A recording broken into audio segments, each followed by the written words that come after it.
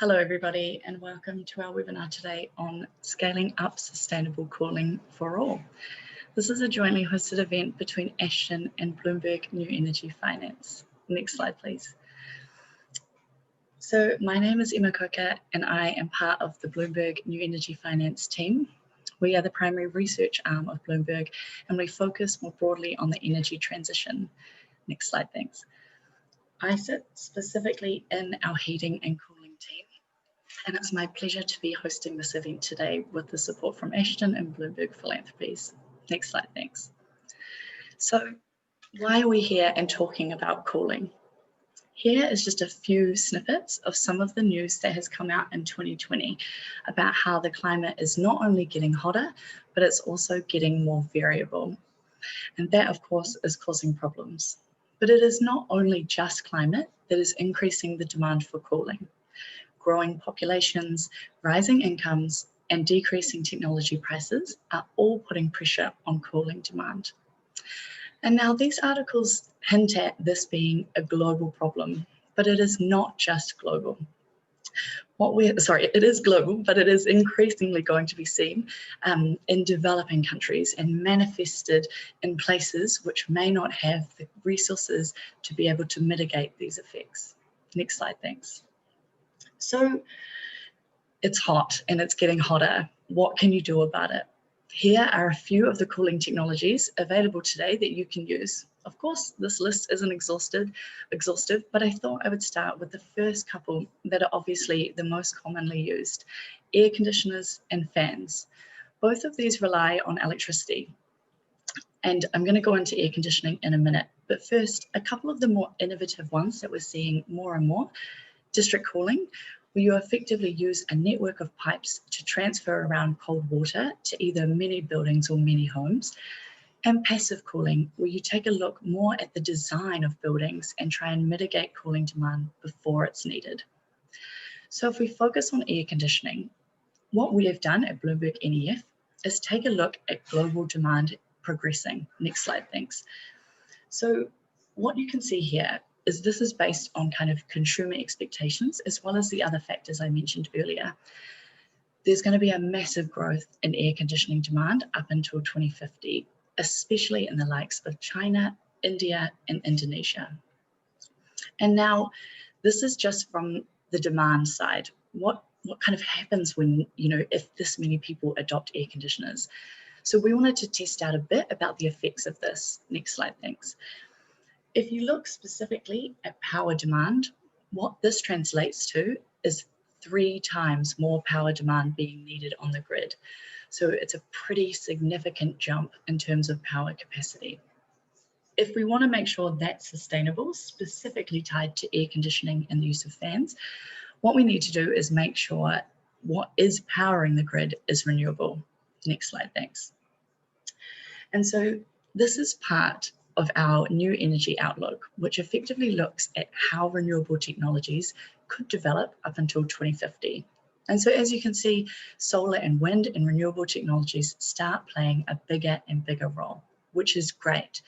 But obviously, the more stress we put on the grid by increasing the power demand, the more pressure these renewables feel to be able to meet this demand or increase the capacity that they're currently at. And so that was just a little snippet in air conditioning use as kind of to mitigate cooling. What we're actually going to focus on today is a bit broader and a bit more innovative. And that's largely because Ashden does some great work funding this stuff. And so the format is pretty simple. You will have followed this before. Each presenter is going to have 5 minutes, and then they're going to have 5 minutes each for questions. So if you can start thinking about your questions as they're speaking or as they come to you, please feel free to start populating them in the chat. So Lauren's going to kick us off first, and she's going to tell us a bit more about how we can use data better. Then we're going to hear from Ellen from Ashden. She's going to tell us how we can get our hands on some of this funding, or at least how some people have already got their hands on this funding. And then we're going to wrap up with Alejandro and Anjali, who are going to tell us about how they're using their Ashton Award, or how they're doing innovations in real life and how that's working out. Just a reminder, this is being recorded and will be available for you after the event, just in case you miss any of it. So without further ado, Lauren, can you take us away? Absolutely. Thank you, Emma. Hello, everyone. My name is Lauren Racusin from Bloomberg Associates, and today I'm looking forward to sharing with you all how we have used data and design to help cities mitigate heat risk. So to start, a little bit about Bloomberg Associates. Bloomberg Associates was started by the former mayor of New York City, Michael Bloomberg, and we're an international philanthropic consultancy, and we work around the world helping our city governments improve the quality of life for people around the world. And we have a number of different disciplines. Today, I'm highlighting the work of BA's sustainability team led by Adam Freed, who many of you know. Next slide, please. So as I mentioned, we're working around the world in the pictured cities. I'm going to highlight some of the projects that we're doing in the circled cities. There we go. Thank you. Next slide, please. One of the biggest and most certain risks we face is heat. Heat is the deadliest natural disaster. Between 2004 and 2007, it accounted for a quarter of all weather-related deaths in the United States, and temperatures are just getting hotter. Heat exacerbates underlying conditions, and not all people are impacted equally. Vulnerable populations and disadvantaged areas are more at risk. And that's largely because of how we have designed our cities. Next slide, please. Thank you. Climate change isn't the only culprit. The last century of urban planning has turned our cities into ovens, where heat is literally trapped in and absorbed by our cities. Urban growth, paired with widespread car usage, has led to more and more dark, impermeable surfaces, such as parking lots, asphalt streets, and rooftops, with far less green space and trees. Impermeable surfaces, plus more cars and all the air conditioning units that Emma highlighted, leads to an intensifying urban heat island effect. On top of that, we're losing our trees. The world is losing an area of forest about the size of the UK every single year. And the United States alone loses about 36 million trees nationwide every year. Next slide, please.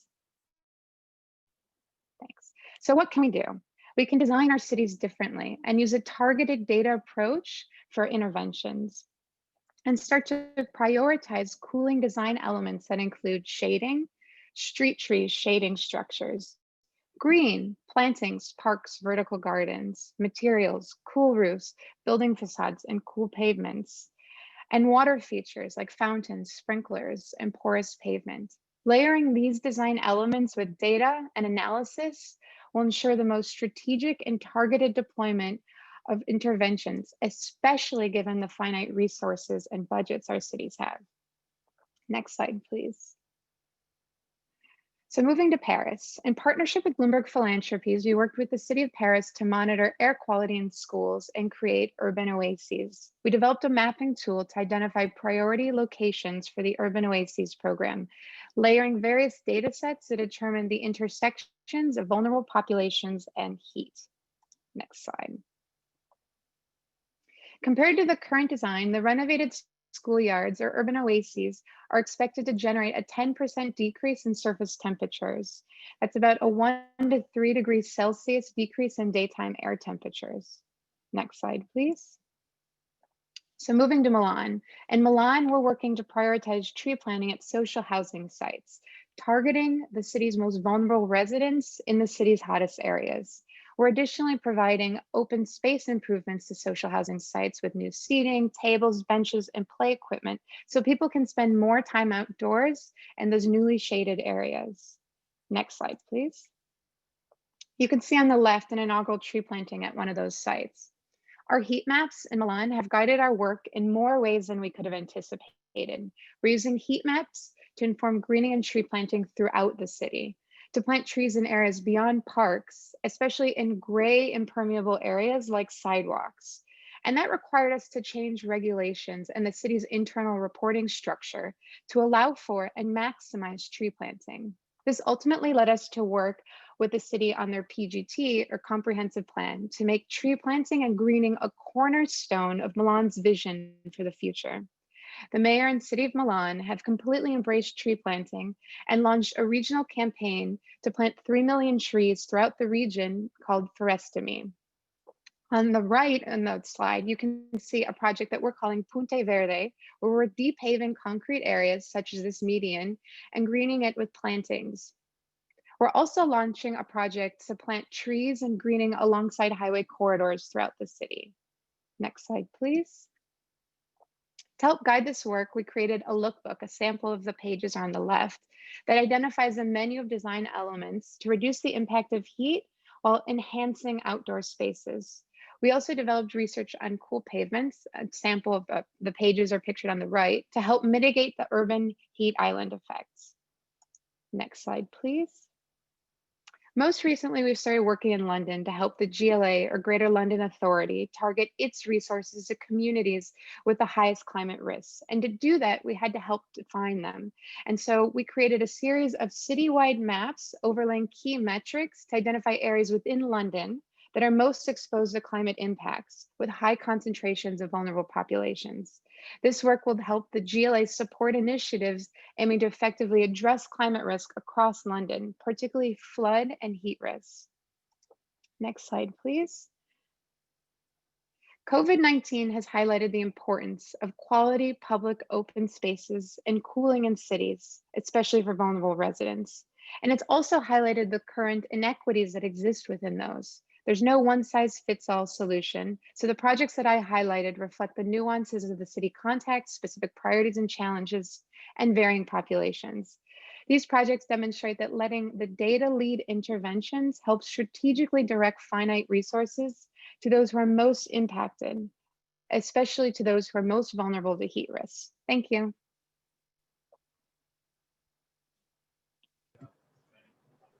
Great, thank you so much, Lauren. While we wait for people to have a think about their questions for you, I'm sure there's many.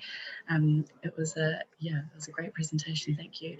I'm wondering, how has COVID impacted this work, or how have you faced kind of the challenges that have come along with 2020?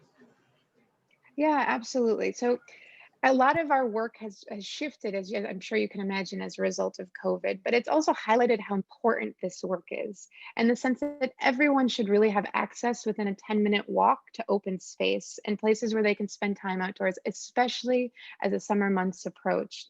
Obviously, cooling centers became a lot more difficult to manage with social distancing, and so people needed respite and cool refuges outside and places where they can spend time. So in that, it's really helped us think about how we can start to reinvigorate and perhaps prioritize open spaces throughout cities. And it means thinking creatively in terms of, are there vacant lots? Are there, streets where you can allow some room for play streets, or allow people to access those streets during limited hours. And so our cities have really embraced it. And I think in a lot of ways, because our approach has been so data-driven, it's allowed us to be able to show the impact of this work and how we can continue it, especially because of COVID. And so why this should be prioritized in terms of, as we think about heat. And also, I should say, when we start to define a lot of the metrics, we can incorporate different metrics as obviously the needs of the cities shift.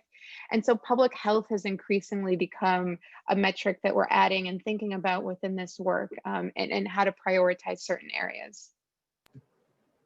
Great, we've got a question coming from Harriet. What are the biggest obstacles that the work in Paris, Milan, and London has encountered, and is cost a major obstacle?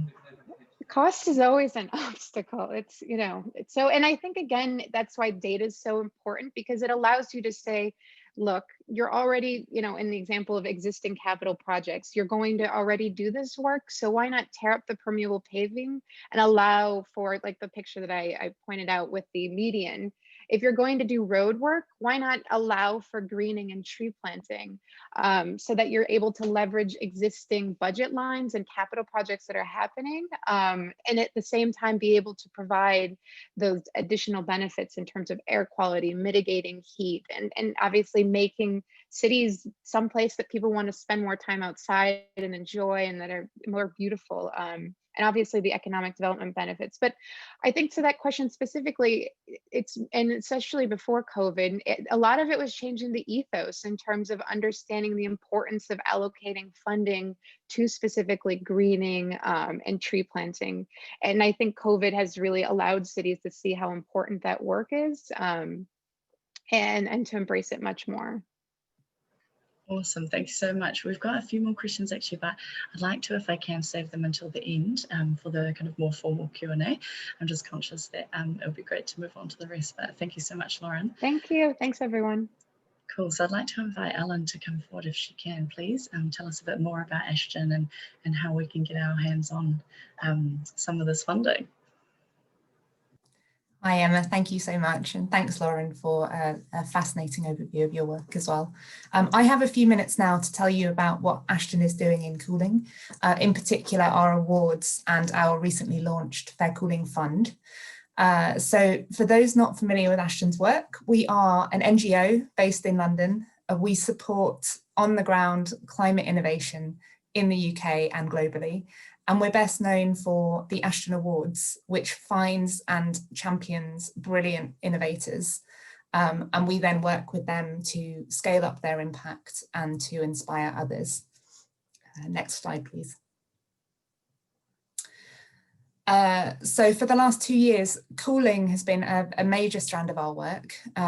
We've had support from and worked in partnership with KSEP and Climate Works, approaching this issue as one of social justice and of access, so focusing on the needs of those most vulnerable to heat stress around the world in the face of rising temperatures. So people in the high risk category on sustainable energy for all spectrum that you can see here. And as everybody probably knows, over 1 billion people lack access to cooling for homes, for food, medicines, for agricultural produce. And at the same time, exponential growth in unsustainable cooling is a huge threat to the climate, as well as being completely out of reach for so many at the moment. So sustainable, accessible, affordable solutions are desperately needed, and they are already out there. We have run a cooling award for the past 2 years, seeking to find and champion these innovators from around the world, and using them collectively to tell a bigger story about the support and the investment that's needed for true scale and replication here. And we've had applications from across the cooling ecosystem, from those designing passive retrofit solutions for informal housing in East Africa, to solar-enabled cold storage in off-grid areas of India, to city-wide measures to plan and design for rising temperatures, such as the nature of the work that Lauren's been talking about, to name just a few areas. And these are organizations with first-hand experience of these challenges, with the skills and the in-depth knowledge of the needs on the ground to be able to design the right solutions. And we're really excited that you're about to hear from the Ashden Cooling Award winners from 2019 and 2020, representing the Medellín Environmental Urbanism Program and the Ahmedabad Heat Action Plan. So I won't steal their thunder by saying any more. But I also wanted to mention the Fair Cooling Fund. Next slide, please. So with funding from Climate Works and KSEP, we launched the Fair Cooling Fund earlier this year, open to applicants and others in our network. And it's responding to 3 needs. So the first is that disruptive, innovative organizations in cooling don't have the time or the risk appetite to innovate to their full potential. So this fund provides flexible grant finance of up to $100,000 to 8 organizations that have been selected that want to develop their work to be more ambitious about scale, but also about reaching more vulnerable communities. The second need is to bring these cooling organizations together to learn from each other and see commonality. So this is organizations working on building, cold chain, aspects of social business, who are not together a sector, but have a huge amount in common and to share and learn from each other. So there's a collaborative proposal development process they're being taken through. And the third need is for bold communications, both about the problem of dangerous heat and about the solutions. And that is what we're working on at the moment. Next slide, please. So the cohort is working across Ghana, Rwanda, India, Colombia, and Egypt. This is just a few photos representing their work. Next slide, please. And these are just a few of these are the organizations that we're working with through the fund. I would love to go into detail about all of their work, but just a couple of snapshots about how they're using this grant funding strategically. Would you mind going back just one slide? Great. So C-Balance is a social business working with universities in India to train the next generation of architects and planners to think about building design that avoids air conditioning. And they're using the fund to apply their expertise to informal and slum housing. So piloting passive cooling retrofit techniques for slum housing and exploring innovative ways of financing the scale up of this. And just to give you one more final example, Promethean Power Systems, who provide efficient village level milk chilling to small dairy farmers in India, are using the fund for proof of concept for a business model to reach even more marginalized farmers with a micro version of their technology. So running a pilot to alleviate the huge spoilage and the low prices that they face and to leverage future investment into this.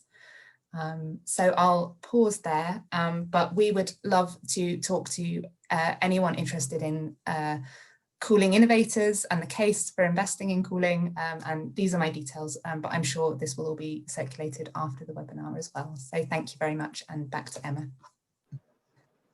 Great, thank you so much, Ellen. And there's also details in the chat that's been posted as well if you'd like some information today. But as Ellen said, this will be circulated as well, so don't worry too much about frantically writing down the email address. So we've got a quick question for you, Ellen, from Richard. Are there any programs targeting the USA? At the moment, our awards are primarily focused on the UK as being where we're based and where we have a number of specific programs running and in developing countries. But we are constantly evolving the scope of the awards as regards the need of that particular thematic area. So that may well change in the future.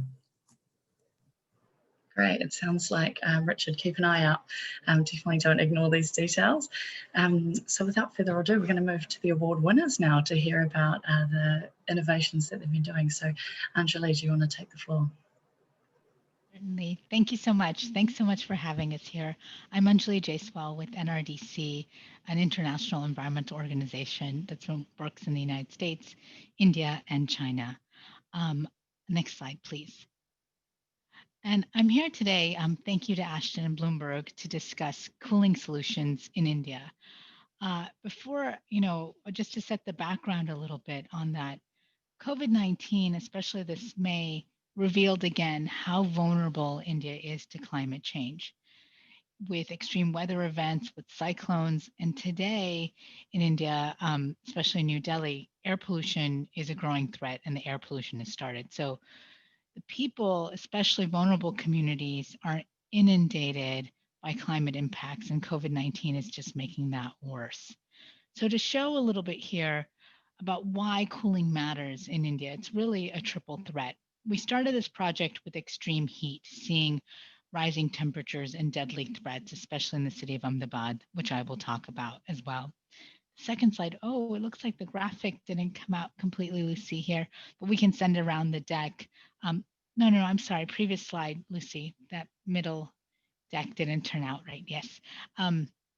So the main point here is it's a pie graph that you can't see, but we will send it around, is that by 2050, India will account for 30% of global emissions from cooling. And Emma discussed, in her slide, and how cooling will rise in India and China and other developing countries, especially South Asia and Southeast Asia. That cooling is from space cooling alone. It is from buildings and the urban environment that Lauren was talking about. 70% of the infrastructure that will exist by 2030 in India has yet to be built. So the emissions from cooling alone in India by 2050 is equivalent to emissions from the Netherlands, from Egypt, all of those emissions, Thailand. So this is a huge opportunity, while it is a triple threat. Next slide, please. So a little bit, what Ashton just asked me to discuss are the city models and how they've developed in India. Well, as I mentioned, we started with heat, and now we started with heat with more immediate solutions like drinking water, staying hydrated, staying in the shade, which remain true to building cooler cities that we heard Lauren talk about with our Cool Roofs programs. The heat action plans, as they're known, which we're honored and our partners are as well to receive the Ashton Award, have scaled to over 23 cities. Have scaled to over 23 of India's 29 states and over 100 cities and districts. And here are the partners that we've been working with, the National Disaster Management Authority and the IMD, really working to scale the project. Next slide. Now the tale of three cities and the model. The first is a city-led model by the city of Ahmedabad, home to over 6 million people with a strong municipal corporation. This laid the foundation, and while it seemed to take a while, actually led to a very successful scaled-up project. We first started with science and building the evidence base. So we're talking about data. Data in developing countries, in all countries, but especially in developing countries, can be hard to get. We used the data that was available, and we mapped and we showed how, this is this chart on the lower side, which shows how when the temperature rose, mortality increased. And we really made the case with the city government, who saw how heat and extreme heat was killing people, killing infants, killing the elderly, vulnerable communities. Then we got into policy action, and we created a robust early warning system with an interagency chart. This is the chart in the middle, where we were able to forecast and develop 5-day forecasts that go out to the city and nodal officers. Then there's a tree of how they go to the different departments, go out to the press department, go to the water district to then get the information out. And then the last major component is community engagement, especially through information, education, and communications. And here's some of the billboards and hoardings that are up in the city, this one on Cool Roofs. Next slide. The next model is a regional-based model based in the heart of India in Nagpur, where these are cities of 1 million people, which is smaller in India, where the regional cities came together and really worked to develop one threshold that applied through the whole region, but really engaged a lot on community, with the community, and helping protect vulnerable communities. Here's a picture from the city of Chandrapur, where the cities do what they can do, and they had a women's group that led a march through the city in the month of March, that they do annually, raising awareness on how to keep yourself cool. So while these big data solutions and these beautiful maps of Paris are really, really valuable, they work really well when they work for local solutions like in Chandrapur and the women here, and it's wonderful to see the projects grow. Next slide. This last one is a state-based model, and this is a direction that most of the heat action plans are going in. Odisha is in the Bay of Bengal. It is inundated by hurricanes, so it already has a disaster response system. So the heat preparedness became part of the disaster response system. This is the Odisha plan in Bhubaneswar, distributing water during a heat event to keep people cool. Next slide. And what we're working on today is bringing these heat action plans to cooler cities, cool roof solutions, as well as greening cities. The Indian government, the national government, has the India Cooling Action Plan that integrates a goal of reducing cooling demand by 20 to 25% by 2038. So now it's become a national goal that's tied to its climate goal as well as to its Montreal Protocol goals, and these are our partners. I should also say that we've evaluated the heat action plans and have shown that in the city of Ahmedabad, 1,100 lives are saved in the year that the heat action plan is implemented versus earlier. Next slide. And of course, a key part of scaling in all of these cities are online resources and resources available, including a how-to manual, policy publications, as well as scientific evidence base. So thank you all again. Great, thank you so much, Anjali. Great presentation. I'd like to kick off by asking, how do you manage to balance across the three, the scaling of the initiatives, but also managing to keep in mind the kind of regional nuances so that, they feel empowered to, have a solution that works. How do you balance those two? Yes, well, I see them really going hand in hand. The scaling allows for a lot of cross-sharing and learning, which Ashden and Bloomberg are really great at. So, that model, what we do is at least once a year, NDMA and IMD bring together the nodal officers from the cities. So we get to talk with the cities about what the local issues are, how they can work, and then find those local solutions. And then the scaling really helps because it provides a strong foundation for even greater action. Great, thank you so much. And we've got a question here from John that looks maybe slightly like a pitch, but he has asked in first, has the panel had any weather modification offers to cool large long-term up to continental scales, especially in developing economies? I'm not sure I got all of John's question there. I'm trying to read it in the chat. I think he's asking about longer term cooling measures happening in India. Is that right? Am I reading that right? Yeah, I think so. Scale? Yeah. Well, the Indian Cooling Action Plan is really a new chapter for cooling in India, which is exciting to reduce cooling and demand and looking at all technologies. So there are some district cooling measures, if you're talking about those. Cooling buildings or having, as Lauren was talking about, more efficient cooling design through the energy conservation building codes are really important for cities to have. The cool roof measures are kind of an immediate step that are becoming mandatory in cities. So there are measures, but much more needs to be done, like what we've seen happening in New York City or Paris that Lauren described. On that scale for cooling India is desperately needed. For sure, and it's a great start. Thank you so much for presenting us with that. I think we'll move on to another award winner for now. Alejandro, if you'd like to take the floor, please.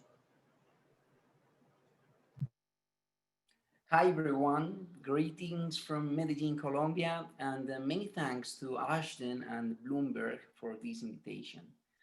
The traditional way of urban planning has gradually reduced the natural components and the environmental quality in the cities, increasing temperatures in urban contexts. Next slide, please. The response must be a prolonged action over time as healthier cities with local solutions inspired by nature. Next slide, please. I want to share with you the Medellin's environmental urbanism and green corridor case. This is a way of understanding the sustainable planning for cities from natural and social components. Next slide, please.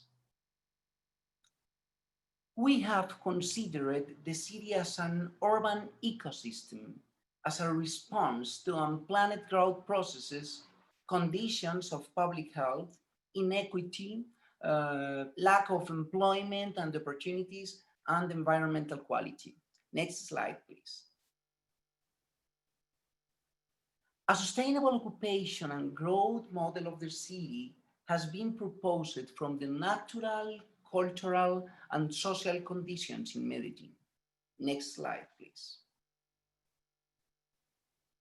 This proposal considers the architecture of the natural landscape and urban agriculture with the participation of the most vulnerable communities. This is one of the most important parts in the relationship between the urban agriculture, the architecture, and the social benefits for the people in Medellin or in every context. Next slide, please. The plan to articulate the natural components proposes an urban ecological network with opportunities of employment, with sustainable models of growing of the city, and with a model, with an inclusive model of the people to understand the legacy of the nature and the proposal that includes the natural components in the urban planning. Next slide, please.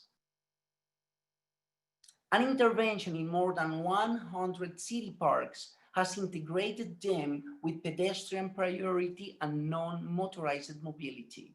Next slide, please. The territorial planning process has structured cities' public space based on its natural components, like the Avenida Junín, for example, one of the most historical streets in Medellín. Next. In response to global warming, temperatures have been reduced between 4 and 5 Celsius degrees. Landscape architecture incorporates natural elements and local traditions. Next slide, please.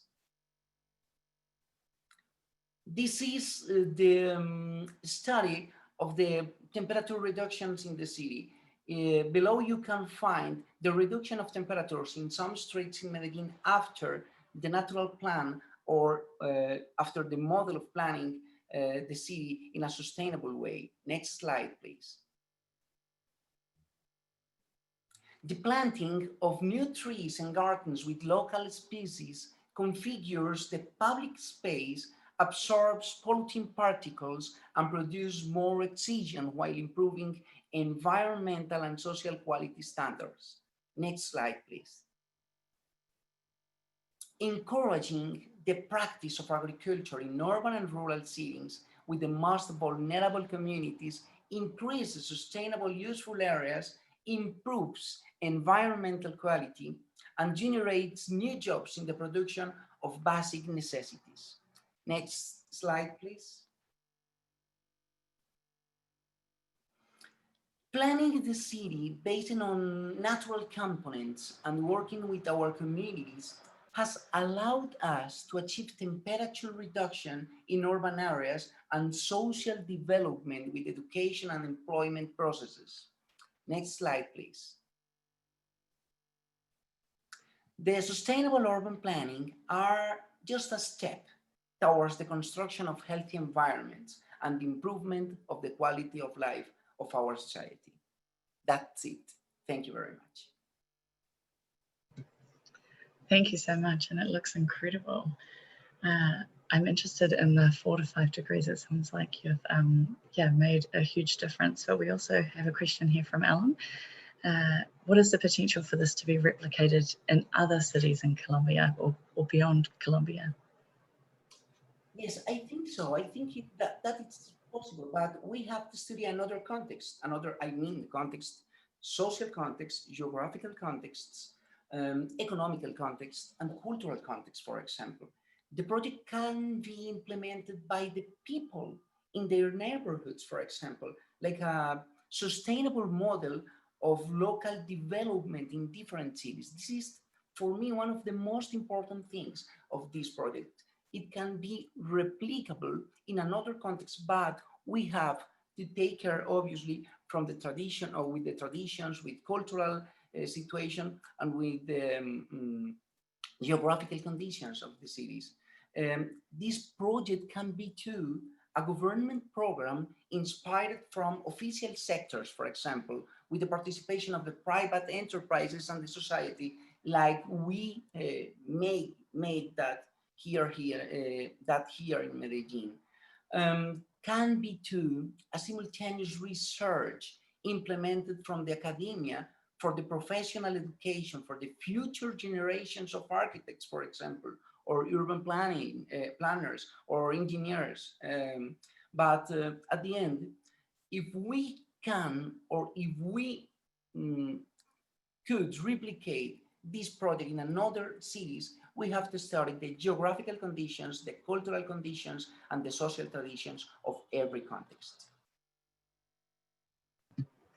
Yeah, definitely. I mean, I don't know about the rest of the world, but here in London, we might struggle a bit with the same sort of tree species, but I think the premise is the same, right? I'd like to pick up on, you said you got a bunch of the kind of like vulnerable population involved in the project. How did that go? Was it hard to do? How valuable was that? Yes, the communities play a very important role in this process of design and improving of the cities. The first step is to make a participatory process of design with the communities. This is very important. The project should be made in a range with the communities because they know very good and better than us their contexts, their necessities, and the social conditions. The second step, we have to work with the communities in the implementation process. After the design process, the implementation play a very important role because the opportunities of employment, the opportunities of be part of the development of the city is very important, and that means something very special for the communities.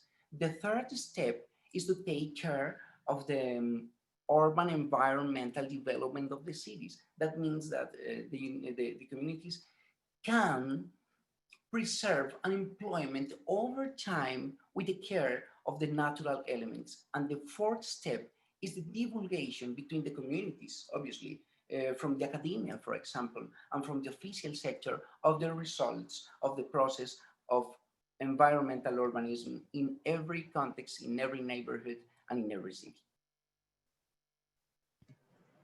Great, thank you so much. We just heard there's 4 steps, guys, so I hope you took note. Now I'd like to just open up the floor to more general Q&A questions.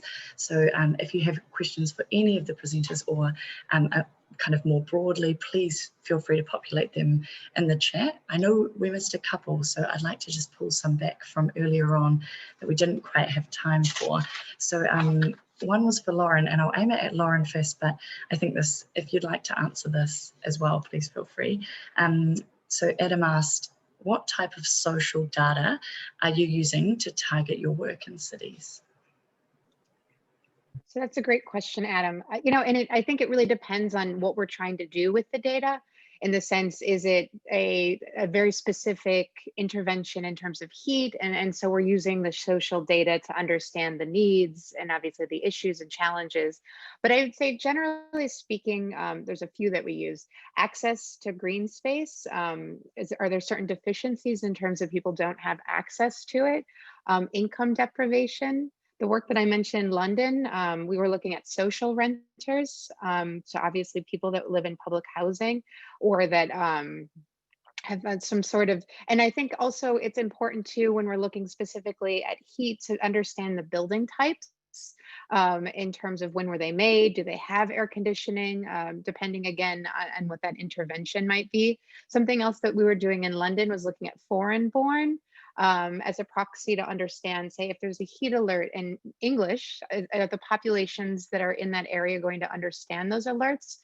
And if so, or if not, rather, should we adjust them to the languages that are most relevant for that community?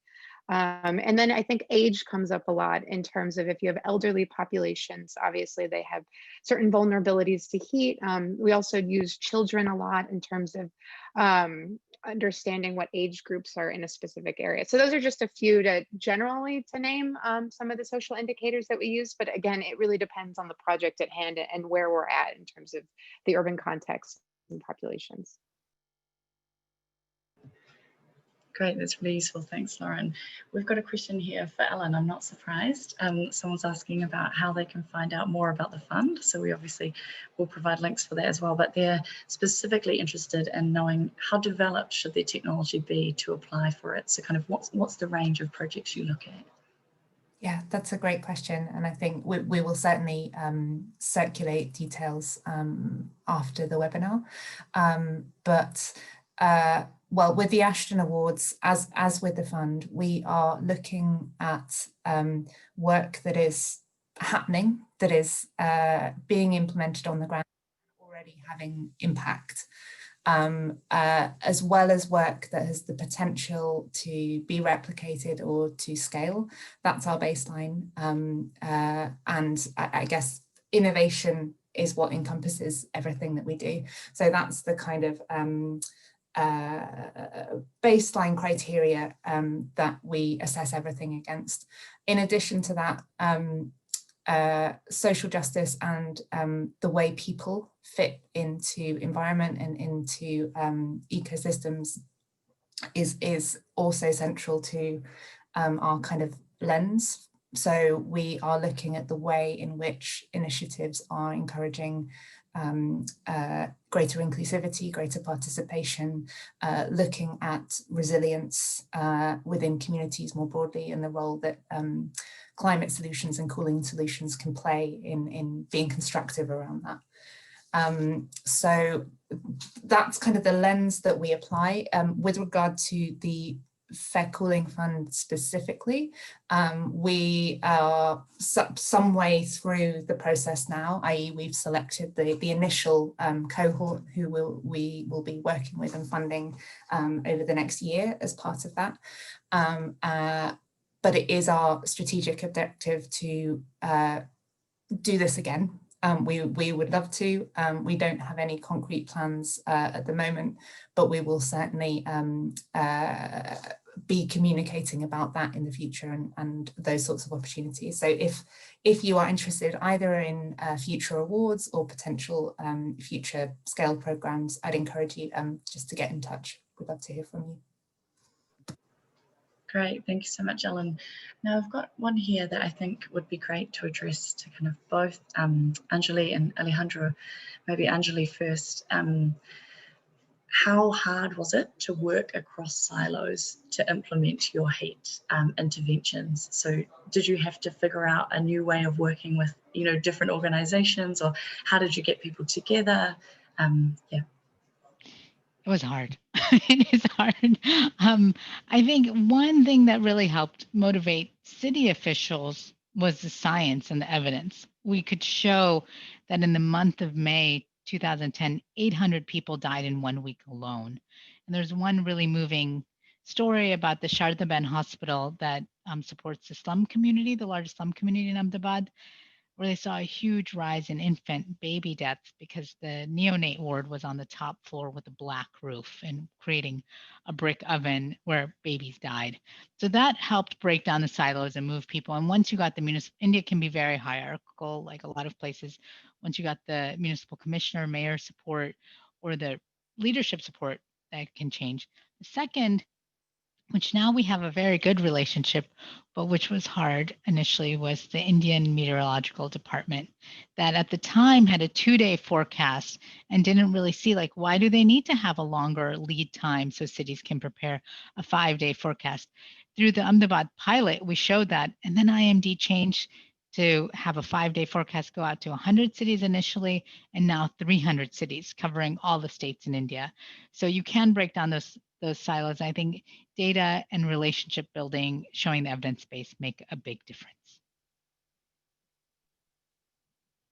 Yes, in the Medellín case, from the facts of violence from the 80s and 90s, every local government understood that every urban project is a social project. So the first actor in this implementation could be the official sector as a public policy of urban growing with natural elements. But the second one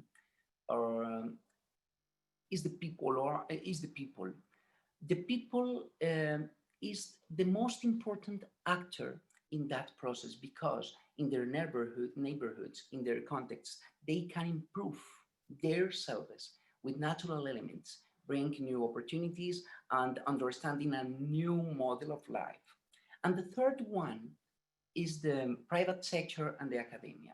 When these urban projects can combine the knowledge of the communities, the experiences of the communities, the power of the government, obviously, and the scientific context that the academia can bring to the development of the project and the next steps, maybe those organizations can make better the process of urban environmental cities and the improving of the health of the cities.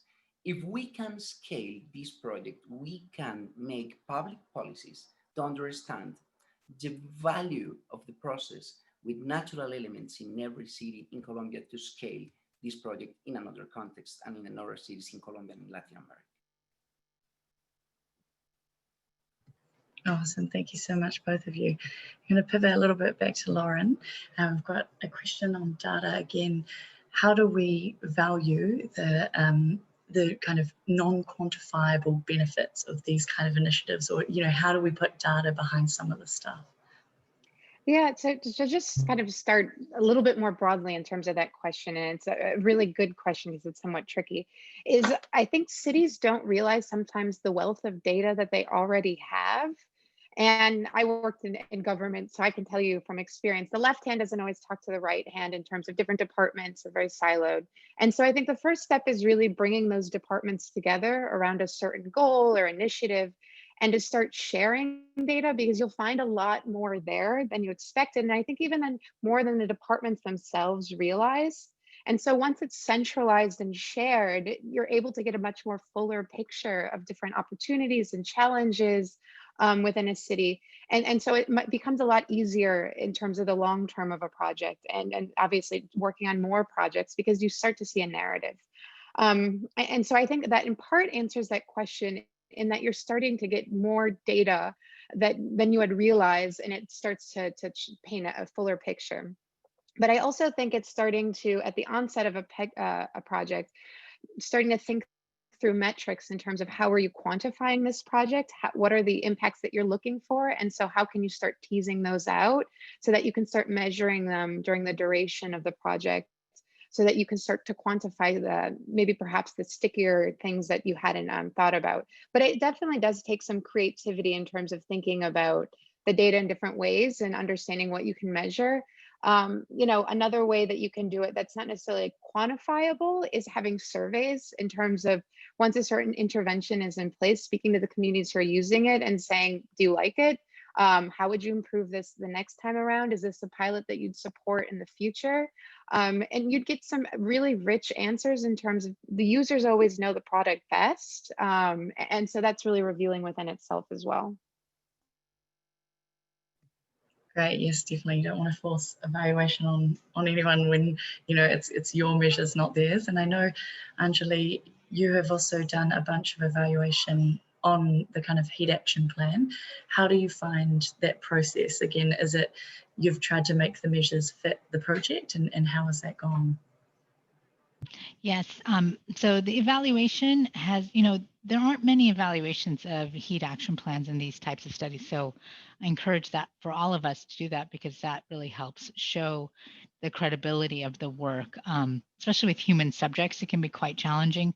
What we found in Ahmedabad is we did an evaluation and we found a reduction of 1,100 deaths in one season alone.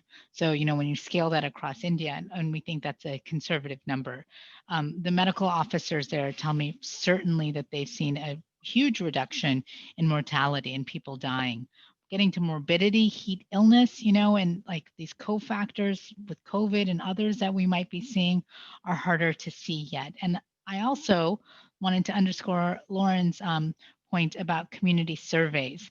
Those can be a great way. So when we first started the project, we got the data from the 2010 heat wave and plotted that against temperature. We also did a community-based survey of 300 households, which represented over 1,000 families, of how do they know when it's hot? What's their response? And we found that the understanding and knowledge at that time was very low. And then going back and doing those surveys again, finding it increase. So I think those two steps help with the evaluation. Awesome.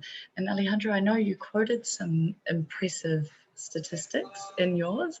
So I think it was a decrease of 4 to 5 degrees. How have you found measuring that and making sure that it's robust and fits the initiative? The reduction of temperatures is a scientific work too that we can evaluate by specialized tools. In some streets of the city, before our project, the temperature of the surfaces was between 40 and 45 Celsius degrees. With the implementation of the natural components and with the natural shadows, we can reduce those temperatures, the surface temperatures more than 15 Celsius degrees, but the air temperature was reduced up to 5 Celsius degrees. That improves too the quality of air of the city. That's improve the beauty of the public space. That improves too the natural articulation between some components of the city. But one of the most important things is the quality of life of our people in our neighborhoods in the city. In the city center, for example, the reduction of temperatures, every people can feel that. But when you can offer new opportunities of work and education by architecture, by natural components, while you are reducing the temperatures in the city and qualifying the quality of the air, maybe it's a process that we can implement in another part or in another context. This is the most important evaluation. The quality of the air, the reduction of temperatures, and the quality of life of the people there that are using the public spaces. Yes, for sure. Any improvement in quality of life, right, is a win for everyone. Alan, I noticed that Ed from Ashton's actually mentioned that there's a code benefits toolkits for cities, and I wondered if you had any comments on that.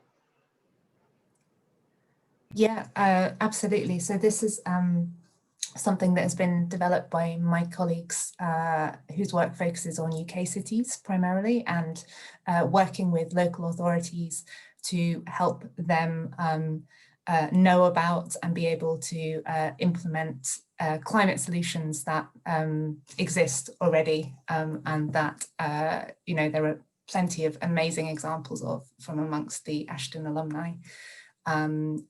So it's a toolkit that helps them along with this journey, and also helps them to be able to show the multiple policy related benefits that can be achieved through climate action. So helping them to, particularly at the moment, kind of maximize on stretched budgets and be able to have as great as impact as possible, and to be able to make the case and tell that story to the people who need to hear it. So if anyone's interested in that, please get in touch. The details are on our website, I believe, but if you'd like to have a conversation with somebody in the UK team, I'd be really happy to facilitate that. Awesome, thank you so much. So I'm going to wrap up here, given no one wants to go over time in webinars in 2020. I'm sure you've sat through more than enough, but I hope, like everyone else, I've learned a hell of a lot today, and I'd like to say thank you so much for our panelists and award winners for taking the time. You're doing some incredible initiatives, and I can't wait to be able to host another event where we get to hear more. So watch your inboxes. We will send around some more resources in case you're interested. And again, if you'd like to follow up with any of us, please feel free in the future. So with that, I'll conclude. Thank you so much, everyone.